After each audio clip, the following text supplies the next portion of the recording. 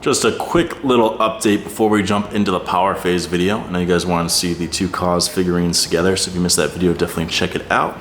Got the Neighborhood Booze Crow, some Macallan. Some of the little random stuff I collect, but let's get into the video. What's going on, guys? Steve Blake here, and today I have a sad story to tell. It is the sad story of resale with the Calabasas Yeezy Powerphase. You might have remembered it fondly.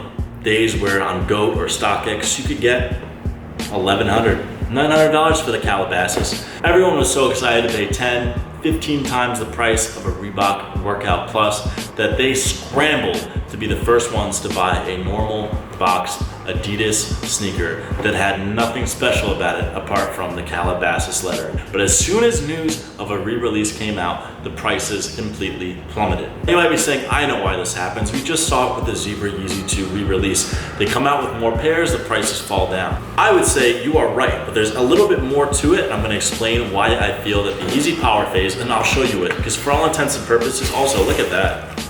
I'm pretty close to matching with that. For all intents and purposes, this box could just have been a normal box, but I do have the Calabasas here. It has very supple leather. Wow, it's my first time feeling it.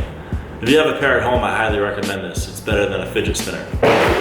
So why did these suck and why did these fail and why did the Zebra, which I don't have, just picture it right there, the Zebra prices plummet. And on that note, before we get into the rest of the video, comment down below what you guess the resale price for the Zebra Yeezys will be the Monday after the release, down in the comments. Well, this is a really interesting case study, right? It has to do with supply and demand, or perceived supply and perceived demand. When these first dropped, it didn't matter whether or not it was a good looking shoe. The whole point was that it was extremely limited. There was no channels with them. There was no word they were going anywhere else. And like all Yeezy limited supply products, the prices went up and up and up. We saw this recently with the Beluga colorway. When it first released, people were only willing to pay about $550 to $600 for a pair. When it seemed apparent that they weren't re-releasing, the prices steadily came up and up and up and up. Now with the Zebra Yeezy and the Powerphase, which was even more interesting, is that fog machine kicked in here. Hang on, I just gotta get the incense out. Now with the Powerphase release and the Zebra, remember I just switched hands.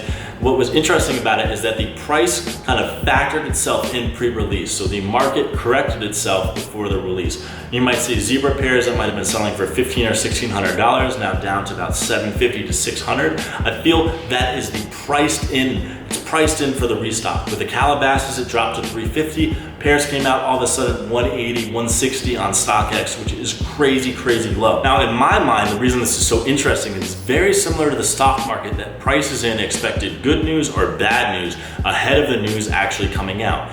It may well be that this news came out and people dropped pairs at $280, $300, and the perceived amount that came back out was actually less than what people thought it would be, and the prices went back up again. Same could be said for the Zebra, where people overestimate or underestimate good or bad news. Like I said, this happens all the time with the stock market, which is why it's so interesting to me. You have a supply, perceived supply, and a perceived Yeezy supply, and a perceived demand. How that impacts prices is crazy, just really speaks to the volatility and how sneakers are so much like stocks. And it's probably something you guys have experienced buying, selling, or holding sneakers. Again, I find it so interesting. As always, guys, if you enjoyed this video, leave a thumbs up on it. Steve Blake signing out. Catch you guys soon. Peace, guys.